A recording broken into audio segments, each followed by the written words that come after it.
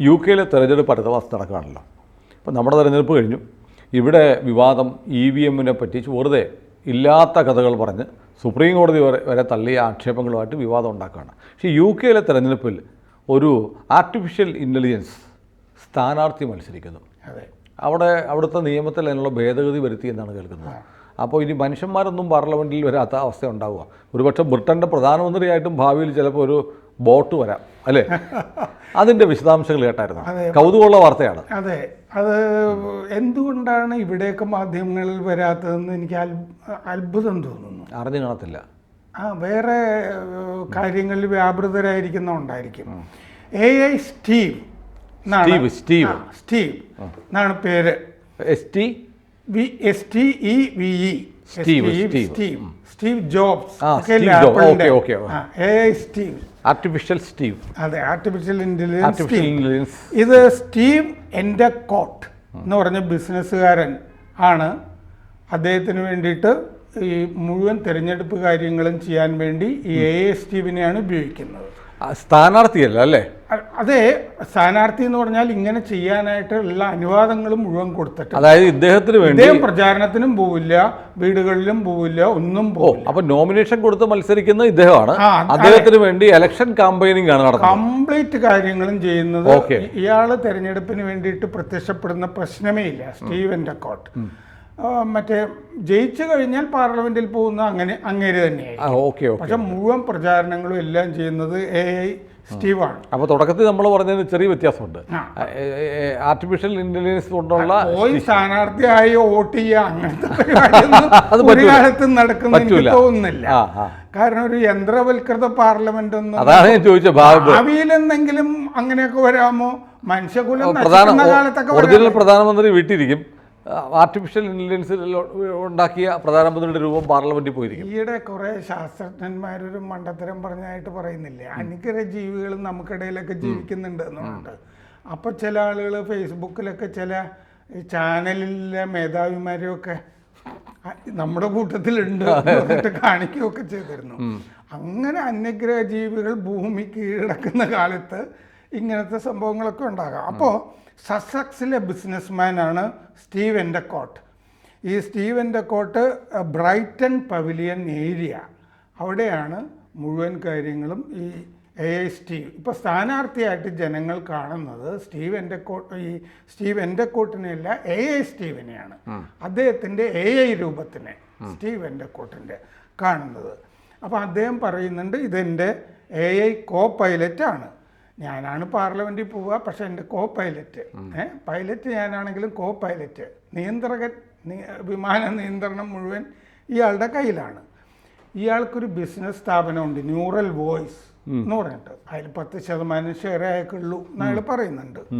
ആ neural voice ചെയ്യുന്നത് എന്താണെന്ന് വെച്ച് കഴിഞ്ഞാൽ നമുക്ക് വോയിസ് അസിസ്റ്റൻസ് ചെയ്യുക എന്നുള്ളതാണ്. ബിസിനസ്സുകാരോ അങ്ങനത്തെ വ്യവസായികളോ ഉണ്ടല്ലോ, അവരുടെയൊക്കെ കാര്യങ്ങൾ ഇതുപോലെ തന്നെ.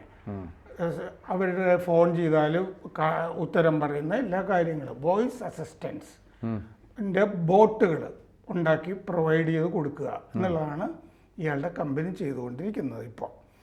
അതായത് ഒരു AI അവതാർ എന്ന് പറയില്ലേ നമ്മുടെ പ്രൊഫൈലിന്, AI അവതാർ ആയിരിക്കും കാര്യങ്ങളൊക്കെ സംസാരിക്കുന്നത്. അങ്ങനത്തെ ബിസിനസ്സാണ് ഇയാൾ ചെയ്തു കൊടുക്കുന്നത്. 7 കഥാപാത്രങ്ങൾ ഉണ്ട്. ആ 7 കഥാപാത്രങ്ങളിൽ ഒന്നാണ് ഇപ്പോൾ ഈ AI സ്റ്റീവ് എന്ന് പറയുന്ന അയാൾ ഉണ്ടാക്കിയിരിക്കുന്നത്. അപ്പോൾ എപ്പോഴും ഈ നമുക്ക് അഭിപ്രായം പറയാൻ പറ്റില്ല, നമുക്ക് നയം പറയാൻ പറ്റില്ല തിരഞ്ഞെടുപ്പിലൊക്കെ. ഇതാവുമ്പോൾ ആർട്ടിഫിഷ്യൽ ഇൻ്റലിജൻസ് ആവുമ്പോൾ എന്ത് കാര്യത്തിനെ പറ്റിയും ചോദിച്ചു കഴിഞ്ഞാൽ അഭിപ്രായം പറഞ്ഞോളും. അതുകൊണ്ട് എപ്പോഴും കൂടെ ഉണ്ടാവും. എൻ്റെ കോട്ടിൻ്റെ നയങ്ങൾ എന്താണെന്ന് ചോദിച്ചു കഴിഞ്ഞാൽ, ഇപ്പോൾ NBC എന്ന് പറഞ്ഞ് ആ ഓൺലൈനിൽ ഞാൻ ഇതിൻ്റെ റിപ്പോർട്ട് വായിച്ചപ്പോൾ അതിൻ്റെ ലേഖകൻ ഈ വെബ്സൈറ്റിൽ പോയിട്ടിട്ട് നിങ്ങൾക്ക് ബ്രെക്സിറ്റിൽ നിന്ന് ബ്രിട്ടൻ പിൻവലിച്ചതിനെ പറ്റി എന്താണ് അഭിപ്രായം എന്നൊക്കെ ചോദിച്ചപ്പോൾ എൻ്റെ വ്യക്തിപരമായ അഭിപ്രായമല്ല അത്, ഞാൻ രാജ്യത്തിന് വേണ്ടിയാണ് പ്രവർത്തിക്കുക, അതുകൊണ്ട് രാജ്യം ചെയ്തതാണ് ശരി എന്നൊക്കെ പറഞ്ഞ് ഉത്തരം പറഞ്ഞതായിട്ടൊക്കെ അവർ ഇതിൻ്റെ അകത്ത് പറയുന്നുണ്ട് ബ്രെക്സിറ്റിനെ പറ്റി. ഈ 2002 ഈ എൻഡക്കോട്ട് കൺസർവേറ്റീവ് സ്ഥാനാർത്ഥിയായിട്ട് ഇവിടെ മത്സരിച്ച് തോറ്റുപോയിരുന്നു. 500-ൽ താഴെ വോട്ടേ കിട്ടിയിരുന്നുള്ളൂ. ഇത്തവണ എങ്ങനെയാണ് സംഭവിക്കുക എന്നുള്ളത് നമ്മൾ നോക്കണം. ഈ അവിടെ പലസ്തീൻ സുരക്ഷ, ഇമ്മിഗ്രേഷൻ, അബോർഷൻ ഇതൊക്കെയാണ് ജനങ്ങൾക്കിടയിൽ കൂടുതൽ സംസാര വിഷയം എന്ന് ഈ ASTVനോട് ചോദിക്കുമ്പോൾ മനസ്സിലാകുന്നുണ്ട് നാട്ടുകാർക്കൊക്കെ. അപ്പോൾ ഈ എൻ്റെ കോട്ട് പറയുന്നുണ്ട് എനിക്ക് വീടുകളിൽ പോകണ്ട. നമ്മൾ സ്ഥാനാർത്ഥിയായിട്ട് വീട്ടിൽ പോകുമ്പോൾ അവർ ചിലപ്പോൾ ഉറങ്ങാനായിട്ട് കിടക്കയിലായിരിക്കും. അതെ, സ്ഥാനാർത്ഥിയായ ആൾ വന്നിരിക്കുന്നു എന്ന് പറയുമ്പോൾ അവർ എഴുന്നേറ്റൊക്കെ വരേണ്ടി വരും. അങ്ങനത്തെ പ്രയാസങ്ങളൊന്നും വോട്ടർമാർക്കില്ല. ഇത് മുഴുവൻ ഇവിടെ ഈ വെബ്സൈറ്റിലിരുന്ന് ചെയ്തോളും, ആളുകളെ എഴുപ്പിക്കേണ്ട. അപ്പോൾ ഗ്രീൻ പാർട്ടിയോട് അടുത്ത് നിൽക്കുന്ന ഈ നയങ്ങളൊക്കെയുള്ള ആളാണ് ഇയാൾ. ഇയാൾക്ക് സ്വന്തമായൊരു പാർട്ടി അയാൾ ഉണ്ടാക്കിയിട്ടുണ്ട്. പക്ഷെ അത് രജിസ്റ്റർ ചെയ്യാൻ ഈ ഋഷി സുനാക്ക് സമയം കൊടുത്തില്ല. പെട്ടെന്ന് തെരഞ്ഞെടുപ്പ് പ്രഖ്യാപിച്ചല്ലോ,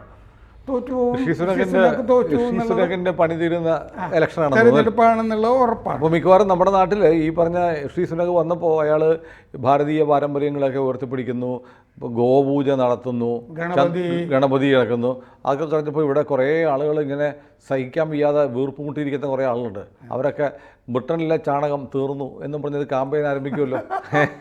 തോൽക്കുന്നുള്ള ഏതാണ്ട്, കാരണം അവിടെ വലിയ ക്രൈസിസാണ്. പിന്നെ വരുന്നയാളും അധികം കാലം ബോറിസ് ജോൺസൺ പോവില്ലേ, ഇങ്ങനെ അടുത്ത ആള് വന്നു, പിന്നെ സുനക് പോയിക്കൊണ്ടിരിക്കും. സാമ്പത്തികമായി UK തകർന്നുകൊണ്ടിരിക്കുകയാണ്. നമ്മുടെയൊക്കെ വളരെ പുറകിൽ. അതെ അതെ, പഴയ തഴമ്പ് മാത്രമേ ഉള്ളൂ തടവി നോക്കിയാൽ. നമ്മളാ മെലോണിയും ഈ മാർപ്പാപ്പയും മോദിയും കൂടി ചിത്രത്തില് കുറച്ചപ്പുറത്തുമാര് സുനാക്ക് നിൽക്കുന്നുണ്ട്. ഇതൊക്കെ കൗതുകത്തോടു കൂടി മോദിക്ക് കിട്ടുന്ന ഈ ആദരവൊക്കെ എളിഭ്യനായിട്ട് നിൽക്കുന്ന പോലെ കാണാം.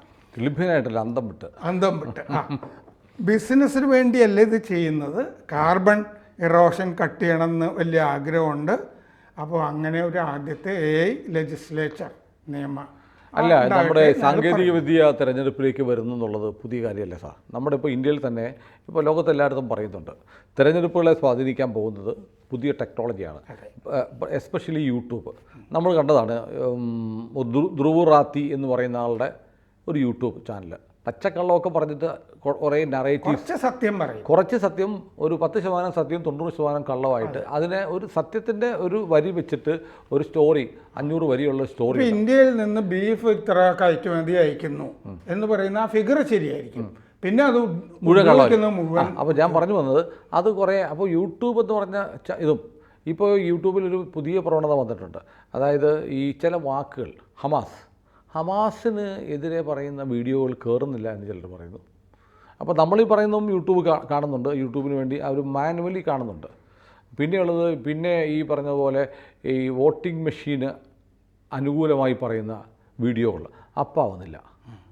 വോട്ടിംഗ് മെഷീൻ കുഴപ്പമാണെന്ന് പറഞ്ഞാൽ വലിയ ബൂസ്റ്റിംഗ് ഇപ്പോഴും കിട്ടുന്നുണ്ട്. ഇലക്ഷൻ കാലത്ത് ഈ പറഞ്ഞു കേട്ടതാണ്, റൈറ്റ് വിങ് അല്ലെങ്കിൽ നാഷണലിസം ഉള്ള യൂട്യൂബ് ചാനലുകൾക്ക് ഇന്ത്യയിൽ വലിയ വീഴ്ചയുണ്ടായി.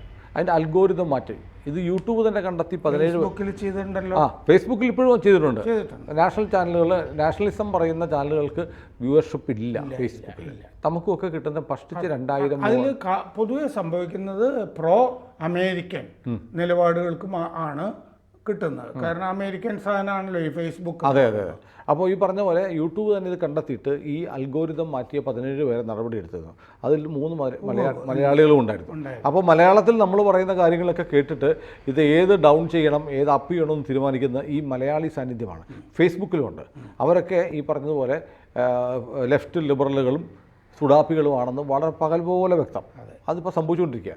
അതുപോലെ ഈ യൂട്യൂബിൻ്റെ സാധ്യതകൾ, അപ്പം ധ്രുവറാത്തിയുടെ സാധനം വന്നതെല്ലാം ഭയങ്കരമായി യൂട്യൂബ് തന്നെ പ്രൊമോട്ട് ചെയ്തു. ലക്ഷക്കണക്കിന് ആളുകളിലേക്ക് അത് എത്തി, യൂട്യൂബ് എത്തിച്ചു എന്ന് പറയണം. ഓട്ടോമാറ്റിക്കലി എത്തിയതല്ല, അങ്ങനെയാണ് അതൊരു തരംഗമാക്കിയത്. അപ്പോൾ ഇതിനെ കൗണ്ടർ ചെയ്യാൻ BJPക്ക് പറ്റിയില്ല. സോഷ്യൽ മീഡിയ യുദ്ധത്തിൽ BJP തോറ്റുപോയി. അതൊരു വലിയൊരു കാര്യമാണ്. അപ്പം നാളെ AI ഉപയോഗിച്ചിട്ടുള്ള ഇത് അമേരിക്കയിൽ നടക്കുന്ന ഇതേ പ്രചാരണ രീതികൾ സ്ഥാനാർത്ഥികൾക്ക് പോകണ്ട, സ്ഥാനാർത്ഥികളുടെ പണി പകുതി കുറയും. അപ്പം അത്തരം ക്യാമ്പയിൻ ഇന്ത്യയിലും വന്നുകൂടെ കഴിയില്ല. ഇത് വരാം. ഇതെന്താന്ന് വെച്ചാൽ ഇയാളല്ല ഇത് ആദ്യമായിട്ട് ഇങ്ങനൊരു പ്ലാറ്റ്ഫോം ഉണ്ടാക്കുന്നതെന്ന് പറയുന്നുണ്ട്. അമേരിക്കയിൽ തന്നെ ഈ സാധാരണ തണുപ്പുണ്ടെങ്കിലും 30%, കേരളം പോലെയൊക്കെ ഇരിക്കുന്ന വയോമിങ് എന്ന് പറഞ്ഞിട്ടൊരു മലമ്പ്രദേശമുണ്ട്. അവിടെ ഇത് ഒരു സംഗതി ഒരു മേയർ സ്ഥാനാർത്ഥി ഒരു AI ബോട്ട് ഉപയോഗിച്ചതായിട്ട് പറയുന്നുണ്ട്. അതുപോലെ ഡെൻമാർക്കിൽ ഒരു രാഷ്ട്രീയ കക്ഷി ഒരു AI പ്ലാറ്റ്ഫോം ഉണ്ടാക്കിയതായിട്ടും പറയുന്നുണ്ട്.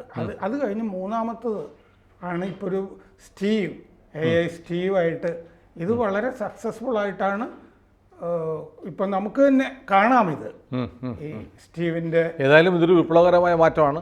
ആർട്ടിഫിഷ്യൽ ഇൻ്റലിജൻസിൻ്റെ ലോകമാണ്. നമ്മുടെ മൊബൈലുകളിൽ വരെ ആർട്ടിഫിഷ്യൽ ഇൻ്റലിജൻസ് വരുന്ന കാലമാണ്. അപ്പോൾ ബ്രിട്ടനിൽ തുടങ്ങി വെച്ച ഈ ഒരു സംരംഭം അടുത്ത തെരഞ്ഞെടുപ്പിൽ ഉറപ്പായും ഇന്ത്യയിലും ഉണ്ടാവും. അതെ, ഒരു വക്കീലിനെ അവിടെ ബാർ ചെയ്തതായിട്ട് ഞാൻ വായിച്ചിരുന്നു. അമേരിക്കയിൽ മൊത്തം AI വെച്ചിട്ടാണ് പുള്ളി കേസൊക്കെ ഡ്രാഫ്റ്റ് ചെയ്തിരുന്നത്.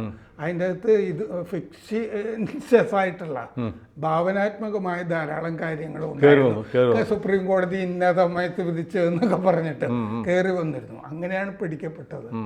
AI കൊണ്ടുള്ള ദോഷം. അതുപോലെ ഈ എഡ്യു പ്ലാറ്റ്ഫോംസ് ഇല്ലേ വിദ്യാഭ്യാസത്തിൻ്റെ, അതിലും കുഴപ്പങ്ങളൊക്കെ സംഭവിക്കുന്നതായിട്ട് കാണുന്നു. അല്ല, AI പോലും അതിന്റെ പൂർണ്ണ വികസിത രൂപത്തിൽ വന്നിട്ടില്ല, വരില്ല. കാരണം എന്താന്ന് വെച്ചാൽ മനുഷ്യൻ ചെയ്യുന്ന പോലെ വരില്ലല്ലോ. ഇത് ഒരുപാട് സെർച്ച് ചെയ്തിട്ടുള്ള വിവരങ്ങളാണ് ഫാസ്റ്റായിട്ട് ചെയ്യാൻ പറ്റും. അതെ, മനുഷ്യൻ ചിന്തകൾ ഫാസ്റ്റായിട്ട് സെർച്ച് ചെയ്ത് ഡാറ്റ എടുക്കാൻ പറ്റും. അതെ, അത്രയേ ഉള്ളൂ. അതെ. അപ്പം മനുഷ്യനെ സഹായിക്കാൻ പറ്റുന്നൊരു ടൂളാണ്. മനുഷ്യന്റെ ബുദ്ധിക്ക് പകരമാകുന്ന ബുദ്ധിയായി ഇത് വളർന്നിട്ടില്ല. സ്റ്റീവ് തന്നെ ചില കാര്യങ്ങൾ ചോദിച്ചു കഴിഞ്ഞാൽ കുറച്ച് സെർച്ച് ചെയ്തിട്ട് നമുക്ക് തന്നെ സമയം തരുന്നുണ്ടെന്നാണ് പറയുന്നത്, സ്വന്തമായിട്ട് നമ്മളൊരു നിലപാടെടുക്കാൻ.